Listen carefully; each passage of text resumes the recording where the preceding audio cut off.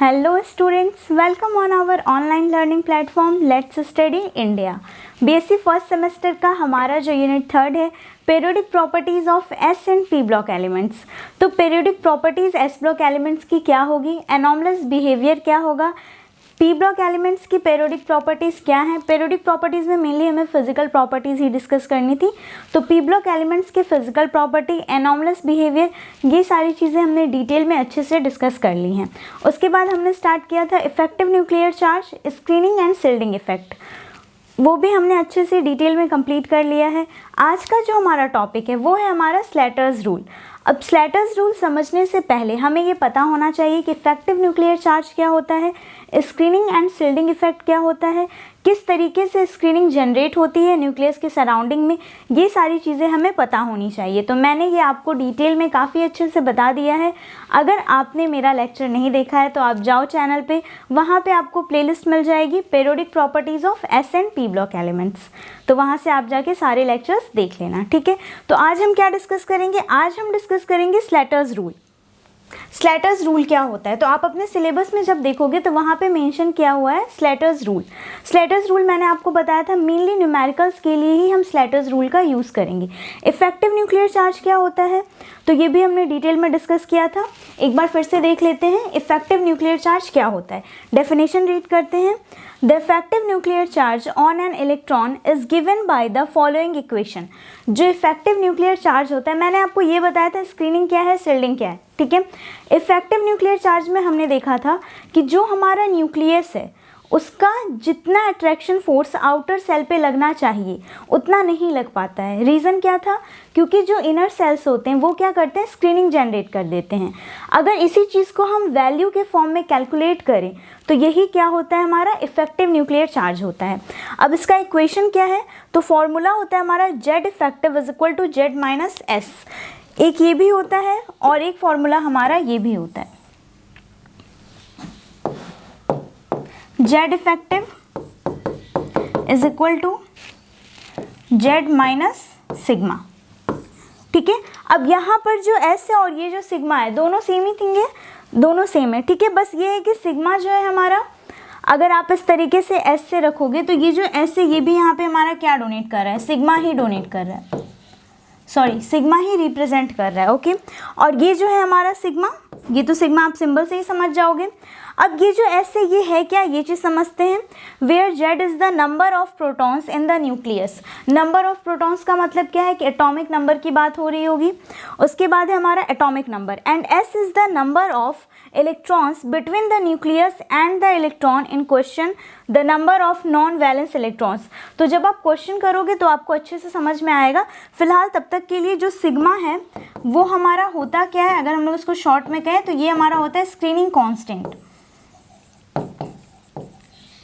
ये क्या होता है हमारा, स्क्रीनिंग कांस्टेंट होता है। और जेड हमारा क्या होता है, एटॉमिक नंबर,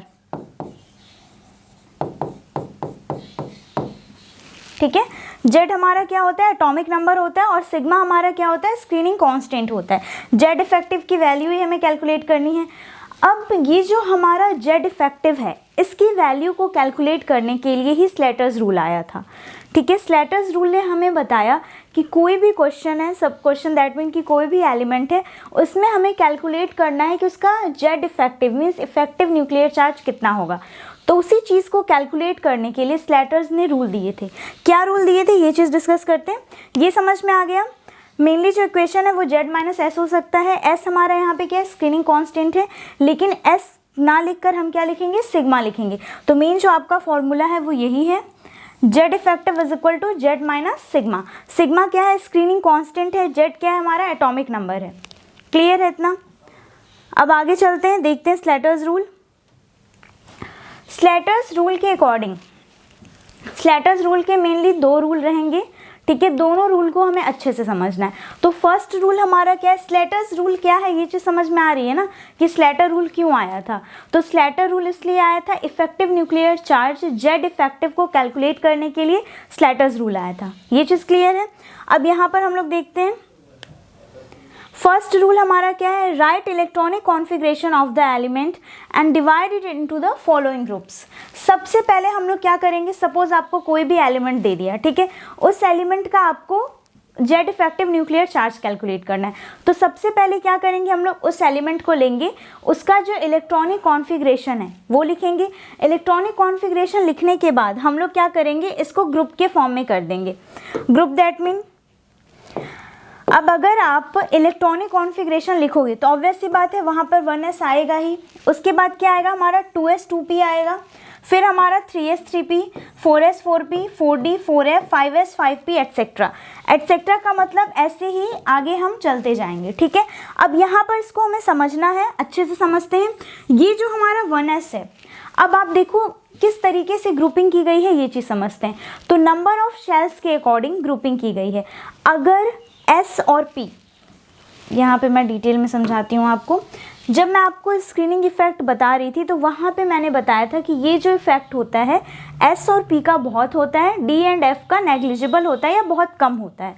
तो ग्रुपिंग हम कैसे कर सकते हैं, S और P को एक साथ, D को एक साथ और F को एक साथ, इस तरीके से हम लोग ग्रुपिंग करेंगे। मीन्स जो SP हैं, अब SP में भी कौन कौन से साथ में रहेंगे, ऐसा नहीं है कि 2s और 3p एक साथ रहेंगे। नंबर ऑफ शेल्स क्या होने चाहिए, सेम होने चाहिए। नंबर ऑफ शेल्स सेम होने चाहिए। तो जिनके नंबर ऑफ शेल्स लाइक जिनका सेल नंबर सेम होगा वो sp एक साथ रहेंगे, D में हमारा अकेले रहेगा और F में हमारा अलग रहेगा, ठीक है। अब यहाँ पर आप देखो 1s है, 1s एक ही होता है, कोई और 1 से तो 1p तो नहीं होता है। अगर 1p होता कॉन्फ़िगरेशन में, अगर 1p होता तो 1s और 1p एक साथ रहते। रीज़न क्या है, तो नंबर ऑफ शेल सेम हो जाता, ठीक है। लेकिन 1s अकेले रहता है तो इसलिए 1s हमारा एक ब्रैकेट में रहेगा। ग्रुपिंग हमें करनी है। सबसे पहले क्या करेंगे, एलिमेंट लेंगे, एलिमेंट का कॉन्फ़िगरेशन लिख देंगे। कॉन्फ़िगरेशन लिखने के बाद हम क्या करेंगे, उसे ग्रुप्स में डिवाइड करेंगे। तो सबसे पहले क्या आता है, हमारा 1s आता है। 1s में कोई और ऐसा सेल नंबर 1 किसी और का नहीं है, सिर्फ 1s का ही होता है, इसीलिए 1s हमारा एक ग्रुप में रहेगा, ठीक है। सेकेंड ग्रुप हम क्या बनाएंगे, 2s एंड 2p। अब आप देखो 2s और 2p, तो नंबर ऑफ शेल्स दोनों के सेम है, 2s है और 2p है। यहाँ पर s वाले में भी नंबर ऑफ शेल क्या है हमारा 2 है, p वाले में भी नंबर ऑफ शेल क्या है हमारा 2 है। तो ये दोनों एक साथ रहेंगे। नेक्स्ट हमारा क्या आता है 3s 3p, यहाँ पे भी नंबर ऑफ शेल क्या है हमारे सेम है। अब सपोज अगर हमारा 3d आ जाए तो 3d क्या होगा, हमारा अलग ग्रुप में जाएगा, ठीक है। अगर हमारा 3d आ गया तो 3d हमारा अलग ग्रुप में आएगा। 4d आ जाएगा तो वो अलग ग्रुप में रहेगा, और अगर 3f है या 4f है तो वो एक अलग ग्रुप में रहेगा। क्लियर है, मतलब D और F वाले इंडिविजुअल रहेंगे, अकेले ही रहेंगे तो वो एक साथ रहेंगे, और SP वाले जो हमारे रहेंगे वो एक साथ रहेंगे। बस हमें चेकआउट क्या करना है, तो नंबर ऑफ शेल हमारे सेम होने चाहिए। क्लियर हुआ इतना, तो यही ग्रुप है। आप इसका स्क्रीनशॉट ले लो, क्योंकि अभी आगे हम लोग क्वेश्चंस करेंगे तो वहाँ पे इसी की ज़रूरत पड़ेगी, ठीक है। तो इसका स्क्रीनशॉट ले लो आप लोग। एटसेट्रा में वही है, आगे जितने भी आएंगे हमारे कॉन्फ़िगरेशन तो उनको हम ऐसे ही ग्रुपिंग करते रहेंगे। तो इसको लर्न करने की ज़रूरत नहीं है, बस आप कॉन्सेप्ट समझ लो कि कॉन्फ़िगरेशन लिखने के बाद किस तरीके से हमें ग्रुपिंग करनी है। तो 1s को एक साथ कर देना है। पहले तो आप ऑर्बिटल्स देखो, तो s और p हमारा एक साथ रहेगा, d अकेले रहेगा, f अलग रहेगा। 3 ग्रुप बन गए हमारे। अब sp में हमारा कैसे रहेगा, तो नंबर ऑफ शेल सेम होना चाहिए। जैसे 2s और 3p कभी एक साथ नहीं रहेंगे। क्यों, क्योंकि यहाँ पे नंबर ऑफ शेल हमारे डिफरेंट हो गए, 2 अलग है और 3 हमारा अलग है, तो नंबर ऑफ शेल यहाँ पे क्या है, अलग अलग हो जा रहे हैं। लेकिन अगर 2s और 2p रहेगा तो यहाँ पे क्या है, नंबर ऑफ शेल हमारे सेम है, तो ये एक ग्रुप में आ जाएंगे। क्लियर है। सेम इसी तरीके से 3s एंड 3p ये एक ग्रुप में आ जाएंगे, 4s 4p एक ग्रुप में आ जाएंगे, और d और f में हमारा क्या रहेगा, ये इंडिविजुअली रहेगा, जैसे 3d हो गया, 4f हो गया, इस तरीके से रहेगा। क्लियर है इतनी चीज़ें, स्क्रीनशॉट ले लो आप लोग। अब नेक्स्ट रूल देखते हैं क्या है हमारा। Now select the electron for which a sigma value will calculated. अब हम क्या करेंगे, ये चीज़ तो क्लियर हो गया। सबसे पहले क्या करना है, कोई भी एलिमेंट हमें दिया हुआ है उसका हमें इफेक्टिव न्यूक्लियर चार्ज निकालना है। सबसे पहले हमने क्या किया, उस एलिमेंट को लिया, उसका कॉन्फ़िगरेशन लिखा। कॉन्फ़िगरेशन लिखने के बाद हमने क्या किया, उसको ग्रुप्स में डिवाइड कर दिया। ग्रुप में कैसे डिवाइड करना है अभी जस्ट हमने समझा है। सेकेंड रूल हमारा क्या है, तो सेकेंड रूल है हमारा, now select the electron for which a sigma value will calculated. अब जो हमें सिग्मा वैल्यू निकालनी है वो किसी स्पेसिफिक इलेक्ट्रॉन के लिए ही निकालेंगे, शेल के लिए तो निकालेंगे नहीं, किसी इलेक्ट्रॉन के लिए ही कैलकुलेट करेंगे कि इस इलेक्ट्रॉन के लिए कितनी होगी इसकी सिग्मा वैल्यू। तो उस इलेक्ट्रॉन को हम लोग क्या करेंगे, सेलेक्ट कर लेंगे। ठीक है, तो दो रूल समझ में आया। फर्स्ट क्या है, कॉन्फ़िगरेशन लिखना है। सेकंड क्या है, क्वेश्चन में आपको जिस भी इलेक्ट्रॉन का दिया हुआ है वैल्यू कैलकुलेट करने के लिए उस इलेक्ट्रॉन को हम लोग सेलेक्ट कर लेंगे। ये चीज़ क्लियर हुई। अब नेक्स्ट आप देखो, ये दो रूल फॉलो करने के बाद हम लोग को क्या करना है, टाइप्स ऑफ इलेक्ट्रॉन्स यहाँ दिए हुए हैं और contribution to sigma for each electron, यहाँ पे हमारी वैल्यू है। ठीक है, अब ये वैल्यू कैसे आई है, तो ये एक्सपेरिमेंटल वैल्यू है, ये लर्निंग है, इसे आपको लर्न करना होगा। ठीक है, अब हम लोग इसको समझते हैं। तो सबसे पहले क्या है हमारा, all electrons in group outside the electron selected. अब क्वेश्चन आपको दिया हुआ है, उस एलिमेंट का हमने सबसे पहले क्या किया, इलेक्ट्रॉनिक कॉन्फ़िगरेशन लिख लिया। इलेक्ट्रॉनिक कॉन्फ़िगरेशन लिखने के बाद उसे ग्रुप्स में डिवाइड कर लिया। ग्रुप में डिवाइड करने के बाद जिस इलेक्ट्रॉन का हमें सिग्मा वैल्यू कैलकुलेट करना है उसे हम लोग सेलेक्ट कर लेंगे। सेलेक्ट करने के बाद क्या करेंगे, यहाँ पर वैल्यूज़ दी हुई है, इसी के अकॉर्डिंग हम लोग को सॉल्व करना है।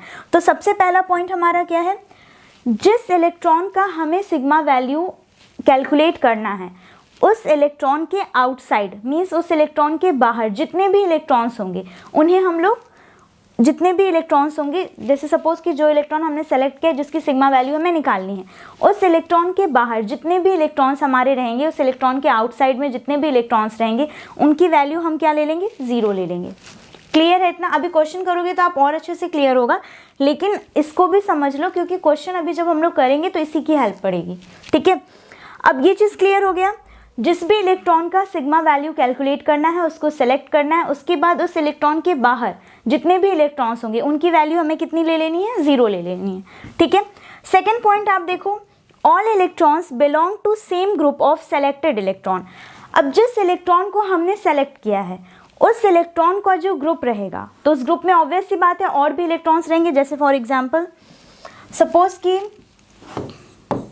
3s2, इसका हम लोगों को, इस इलेक्ट्रॉन का हम लोगों को कैलकुलेट करना है वैल्यू। 3s2 नहीं 3s1 ले लेते हैं। ठीक है, 3s1 है, इसका हमें सिग्मा वैल्यू कैलकुलेट करना है। ओके, अब ये 3s है और यहाँ पर 3p भी है हमारा, इस तरीके से। ठीक है, तो अब हम लोग क्या करेंगे, 3s1 इसका तो हमें सिग्मा वैल्यू कैलकुलेट करना है, लेकिन ये किस ग्रुप में है, 3s एंड 3p, तो इस ग्रुप में और भी इलेक्ट्रॉन्स हैं। तो और इलेक्ट्रॉन्स कितने हैं हमारे, 4 इलेक्ट्रॉन्स। तो ये जो हमारे 4 इलेक्ट्रॉन्स होंगे इनके लिए वैल्यू कितनी हो जाएगी, 0.35। तो इस 4 को हम लोग मल्टीप्लाई कर देंगे 0.35 से। क्लियर हुआ? इस तरीके से करना है। ठीक है, all electrons in group outside the electron selected, वो चीज़ क्लियर हो गया। जैसे हम लोग को 3s1 का जो 1 है इसी इलेक्ट्रॉन की सिग्मा वैल्यू कैलकुलेट करनी है।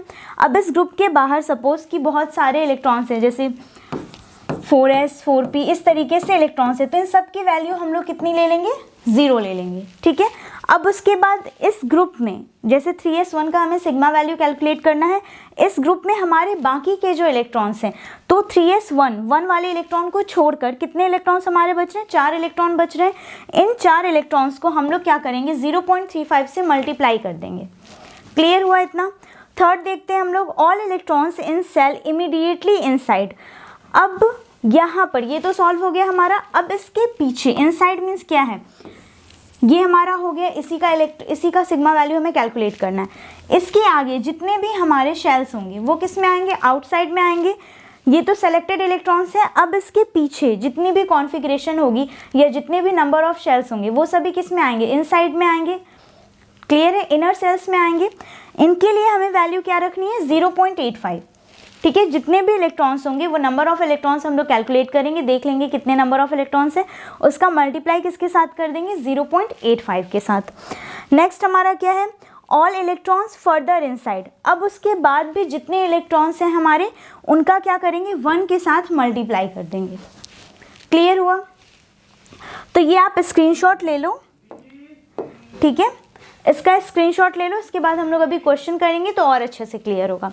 स्क्रीनशॉट ले लो आप लोग। हो गया, अब हम लोग क्वेश्चन करते हैं।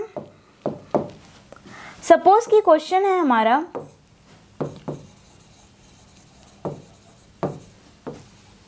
Calculate Z effective for potassium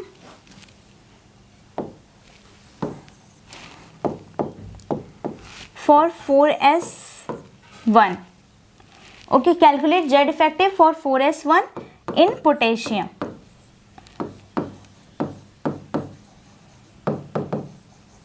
हम लोग को क्या करना है, Z इफेक्टिव को कैलकुलेट करना है, किसके लिए, 4s1 के लिए। किस में है ये, पोटेशियम में। तो सबसे पहले क्या करेंगे, एलिमेंट का नेम हमें दिया हुआ है। फर्स्ट रूल हमने क्या देखा था स्लेटर्स रूल में, सबसे पहले हम लोग को क्या करना है, कॉन्फ़िगरेशन लिखना है। अभी जस्ट हमने स्लेटर्स रूल में देखा कि जो फर्स्ट रूल था वो क्या था, तो वो ये था हमारा कि जिस भी एलिमेंट का आपको कैलकुलेट करना है उसका सबसे पहले आप कॉन्फ़िगरेशन लिखो। ठीक है, तो पोटेशियम का यहाँ पे हम लोग कॉन्फ़िगरेशन लिख लेते हैं। ऐसा करते हैं, अच्छे से करते हैं। ठीक है, तो फर्स्ट रूल में हमने क्या देखा कि सबसे पहले कॉन्फ़िगरेशन लिखेंगे। तो सबसे पहले हम लोग को क्या करना है, कॉन्फ़िगरेशन लिखना होगा पोटेशियम का। क्वेश्चन क्या है आपने नोट कर ही लिया होगा, एक बार फिर से मैं यहाँ पे लिख देती हूँ। क्वेश्चन है हमारा कैलकुलेट, इसी तरीके से आएगा आपके एग्जाम में question, calculate Z effective for 4s1 in potassium. ठीक है, सॉल्व कैसे करना है, तो सबसे पहले हम लोगों को पोटेशियम का कॉन्फ़िगरेशन लिखना होगा। पोटेशियम के कॉन्फ़िगरेशन में कैसे लिखेंगे, 1s2 2s2 2p6 3s2 3p6 4s1 2 2 4 6 10 2 12 6 18 119। ठीक है, ये हमारा पोटेशियम का कॉन्फ़िगरेशन हो गया। अब सेकेंड रूल में हमने क्या देखा था, स्लेटर्स रूल में, अच्छे से आप देखो स्टेप वाइज ऐसे ही आपको क्वेश्चन करना है। ओके, तो फर्स्ट क्लियर हो गया, सबसे पहले कॉन्फ़िगरेशन हमने लिख लिया। उसके बाद सेकेंड रूल में हमने क्या देखा था कि इसे हमें ग्रुपिंग कर लेना है। फर्स्ट रूल में ये था, क्या था कि इसको ग्रुपिंग कर लेना है, कॉन्फ़िगरेशन लिखने के बाद इसको क्या करना है, ग्रुपिंग करना है। ग्रुपिंग कैसे करना है, अब आप यहाँ पे देखो 1s है, कोई और शेल है नहीं, तो ये तो एक ग्रुप में रहेगा। फिर यहाँ पे नंबर ऑफ शेल क्या है हमारे, सेम है, तो ये एक ग्रुप में हो जाएगा हमारा। फिर 3s 3p एक ग्रुप में और 4s1 हमारा एक ग्रुप में रहेगा। ठीक है, अब हमें क्या करना है, इलेक्ट्रॉन सेलेक्ट करना है जिसका हमें सिग्मा वैल्यू कैलकुलेट करना है। तो यहाँ पे दिया हुआ है हमारा 4s1, मीन्स ये जो हमारा इलेक्ट्रॉन है इसी का हमें सिग्मा वैल्यू कैलकुलेट करना है। ठीक है, अब अभी जस्ट हमने रूल्स में जो देखा है उसको हम लोग स्टेप वाइज सॉल्व करेंगे। ठीक है, तो इसमें हमने देखा था सबसे पहले क्या करना है हमें, तो जिस इलेक्ट्रॉन को हमने सेलेक्ट किया है, जिसकी हमें सिग्मा वैल्यू कैलकुलेट करनी है, उसके आउटसाइड में देखेंगे कोई शेल है या नहीं है।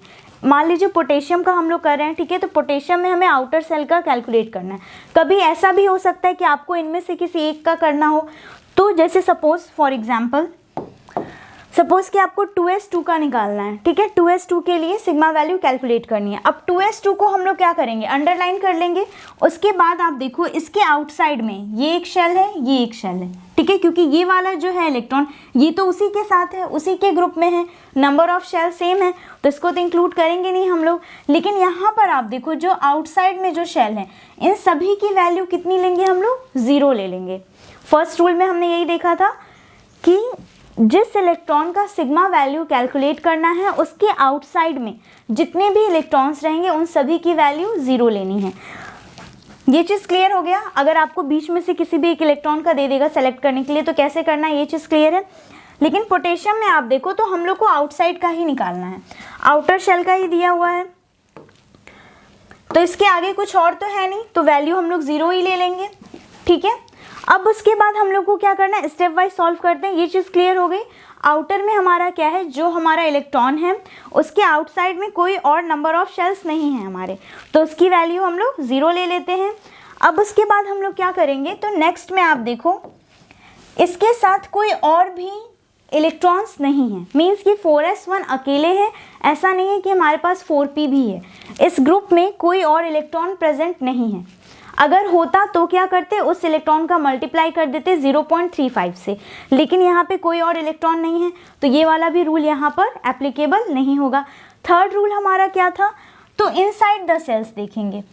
मीन्स ये हमारा सेलेक्टेड इलेक्ट्रॉन है, ठीक है, ये हमारा क्या है, सेलेक्टेड इलेक्ट्रॉन है। अब इसके जस्ट बाद, जस्ट पीछे ये वाला शेल है। तो हमने क्या पढ़ा था, जो थर्ड रूल था हमारा, उसमें हमने क्या देखा था कि जिसका हमें वैल्यू कैलकुलेट करना है उसके जस्ट बाद वाला जो शेल रहेगा उसके जो नंबर ऑफ इलेक्ट्रॉन्स रहेंगे उसका मल्टीप्लाई हम लोग किससे करेंगे, 0.85 से। क्लियर है इतना? थर्ड पॉइंट में हमने यही देखा था कि जितने भी नंबर ऑफ इलेक्ट्रॉन्स रहेंगे उसका मल्टीप्लाई कर देंगे हम लोग 0.85 से।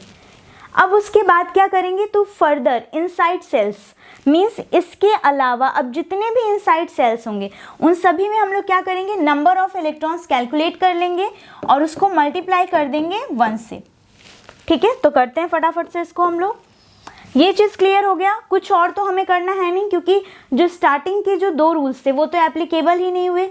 फर्स्ट रूल हमारा ये था कि सेलेक्टेड इलेक्ट्रॉन के बाहर जितने भी हमारे इलेक्ट्रॉन्स प्रेजेंट हैं उसकी वैल्यू हमें 0 लेनी थी। तो यहाँ पर कोई इलेक्ट्रॉन ही नहीं प्रेजेंट है तो 0 ही ले लेंगे। उसके बाद हमारा था कि जो सेलेक्टेड इलेक्ट्रॉन है उस ग्रुप में उस इलेक्ट्रॉन को छोड़कर बाकी जितने भी इलेक्ट्रॉन प्रेजेंस होंगे उनको हम लोग क्या करेंगे, 0.35 से मल्टीप्लाई कर देंगे।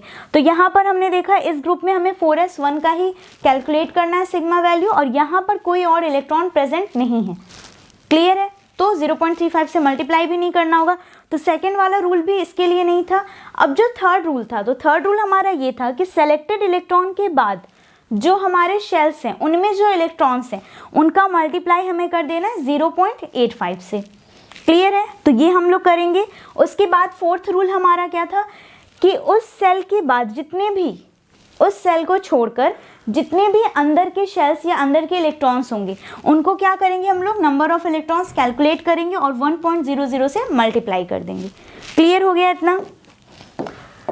अब इसको हम लोग करते हैं। तो यहाँ पे इलेक्ट्रॉन्स कैलकुलेट करते हैं। 2 + 6 8 इलेक्ट्रॉन है। तो सबसे पहले क्या हो जाएगा, 8 मल्टीप्लाई 0.85 प्लस यहाँ पर इलेक्ट्रॉन्स हमारे कितने, 2 2 4 6 10, तो 10 मल्टीप्लाई 1.00। अब जब हम लोग इसको सॉल्व करेंगे, ठीक है, वीडियो पॉज करो और सॉल्व करो खुद से। ये हम क्या निकाल रहे हैं ये चीज़ क्लियर है। जेड इफेक्टिव तो हमें निकालना ही है, और जेड इफेक्टिव का फॉर्मूला हमारा क्या होता है, तो जेड माइनस सिग्मा, ये फॉर्मूला होता है। अब जेड जो है हमारा ये क्या है, एटॉमिक नंबर है। तो एटॉमिक नंबर तो हमें पता ही है, पोटेशियम का 19 होता है। लेकिन सिग्मा जो है स्क्रीनिंग कांस्टेंट, ये हमें नहीं पता है। तो ये जो इतना फॉर्मूला हम लोग कर रहे हैं, इतने सारे जो सॉल्व कर रहे हैं, ये सब किसके लिए कर रहे हैं, तो सिग्मा वैल्यू कैलकुलेट करने के लिए कर रहे हैं। ये चीज़ क्लियर है? अब इसको हम लोग सॉल्व करेंगे। तो जब हम लोग इसको सॉल्व करेंगे तो हमारी वैल्यू आएगी 16.8। ठीक है, आप कैलकुलेट कर लेना। वैल्यू हमारी आएगी 16.8। इसको सॉल्व करने पर हमारी वैल्यू आ रही है 16.8। तो सिग्मा की वैल्यू हमें पता चल गई। सिग्मा की वैल्यू हमारी कितनी आ रही है, 16.8। अब हम लोग को कैलकुलेट क्या करना है, तो सिर्फ हमें सिग्मा नहीं पूछा है, हमसे क्वेश्चन में क्या पूछा है, जेड इफेक्टिव निकालिए 4s1 का। ठीक है, तो जेड इफेक्टिव का फॉर्मूला हमारा क्या है, ये चीज़ पहले क्लियर हो गया। आप स्क्रीनशॉट ले लो, उसके बाद हम लोग आगे करते हैं। ठीक है, कोई भी डाउट हो तो फिर आप लोग कमेंट में करना। अब फॉर्मूला हमारा होता है Z effective is equal to Z minus sigma. Z की वैल्यू हमारी क्या होगी, 19 होगी, क्योंकि पोटेशियम का कैलकुलेट करना था। 19 माइनस सिग्मा का वैल्यू अभी हमने सॉल्व किया है, कितना आया है हमारा, 16.8। अब इसको हम लोग को क्या करना है, सब्ट्रैक्ट करना है। और जब आप इसको सब्ट्रैक्ट करोगे तो हमारी वैल्यू आएगी 2.2। अब यही जो 2.2 है यही हमारा क्या होगा, जेड इफेक्टिव होगा। किस इलेक्ट्रॉन के लिए, तो 4s1 इलेक्ट्रॉन के लिए। 4s में जो s ऑर्बिटल है, इस s ऑर्बिटल में जो एक इलेक्ट्रॉन है उस इलेक्ट्रॉन के लिए जेड इफेक्टिव कितना होगा हमारा, 2.2 होगा। क्लियर हुआ? अब आप इसमें अपने से कई सारे क्वेश्चंस लेकर खुद से ट्राई करना। अच्छे से समझ में आया है? कोई भी डाउट हो तो फिर कमेंट में करना। बिल्कुल स्टेप वाइज आपको सॉल्व करना है। सिर्फ आपको यही फॉर्मूला याद रखना है, Z effective is equal to Z effective is equal to Z minus sigma. Z हमारा क्या है, एटॉमिक नंबर है, तो वो तो ईजी है, किसी भी एलिमेंट का आपको दे देगा तो उस एलिमेंट का एटॉमिक नंबर लिख लेंगे। ये जो हमारा जो ये सिग्मा है, ये सिग्मा हमारा स्क्रीनिंग कांस्टेंट है और इसी सिग्मा वैल्यू हमें कैलकुलेट करनी होगी। तो कैसे करना है ये चीज़ क्लियर हुआ है, किस तरीके से सिग्मा वैल्यू हमें कैलकुलेट करनी है। बस आपको 4 ही रूल याद रखना है। सबसे पहले आपको कॉन्फ़िगरेशन लिखना है, कॉन्फ़िगरेशन लिखने के बाद उसको ग्रुप में डिवाइड कर लेना है, तो ये तो ईजी है। उसके बाद जिस इलेक्ट्रॉन का हमें कैलकुलेट करना है उस इलेक्ट्रॉन को आप सेलेक्ट कर लो। उस इलेक्ट्रॉन को सेलेक्ट करने के बाद उस इलेक्ट्रॉन के बाहर जितने भी हमारे इलेक्ट्रॉन्स हैं उन सब की वैल्यू 0 ले लो। सेकेंड में हमें क्या करना है, जिस ग्रुप में वो इलेक्ट्रॉन हमारा प्रेजेंट है उस ग्रुप में उस इलेक्ट्रॉन को छोड़कर बाकी के जो हमारे इलेक्ट्रॉन्स होंगे उसको मल्टीप्लाई कर देंगे हम लोग 0.35 से, तो वो वैल्यू आ जाएगी हमारी। उसके बाद हमें क्या करना है, जिस इलेक्ट्रॉन का हमें सिग्मा वैल्यू कैलकुलेट करना है उसके जस्ट पीछे जो हमारा शेल रहेगा या जो हमारा ग्रुप रहेगा उस ग्रुप में जो नंबर ऑफ इलेक्ट्रॉन्स होंगे उसको मल्टीप्लाई कर देंगे हम लोग 0.85 से। क्लियर है। अब उसके पीछे जितने भी हमारे इनसाइड जितने भी हमारे इनर शेल्स होंगे उन सब में हम लोग क्या करेंगे, नंबर ऑफ इलेक्ट्रॉन्स कैलकुलेट कर लेंगे, उसके बाद उसका मल्टीप्लाई कर देंगे 1 से। ठीक है, फिर सभी को प्लस कर लेंगे और वैल्यू हमारी आ जाएगी। तो जितनी वैल्यू हमारी आएगी उसको हम लोग उस एलिमेंट के एटॉमिक नंबर से सब्ट्रैक्ट कर देंगे, फिर जो हमारी वैल्यू आएगी वही हमारा जेड इफेक्टिव न्यूक्लियर चार्ज होगा। क्लियर हुआ इतना? तो आप कमेंट में करना, अगर आपको और क्वेश्चंस इस पे करने हैं तो आप कमेंट में करना, उसके बाद मैं और क्वेश्चन करवा दूंगी। अदरवाइज़ ये बहुत ही सिंपल है, बस आपको रूल्स को अच्छे से मेमोराइज करने हैं और स्टेप वाइज क्वेश्चन करना। ठीक है, ऐसा नहीं कि नहीं पहले कुछ और कर लिए उसके बाद कुछ, तो फिर बिल्कुल कंफ्यूजिंग हो जाएगा और अच्छे से सॉल्व भी नहीं होगा, आंसर भी नहीं करेक्ट आएगा। ठीक है, तो बिल्कुल स्टेप वाइज करना है जैसे मैंने रूल्स में आपको बताया है। क्लियर है इतना? अब हमारा सिर्फ एक टॉपिक और रह गया है, वो है हमारा पाउलिंग स्केल। वो हम अपने नेक्स्ट लेक्चर में कवर करेंगे। इसके लिए मैं आपको शॉर्ट ट्रिक दे दूंगी नेक्स्ट वीडियो में। ठीक है, सो तब तक के लिए अच्छे से पढ़ाई करिए। All the very best. Thank you very much.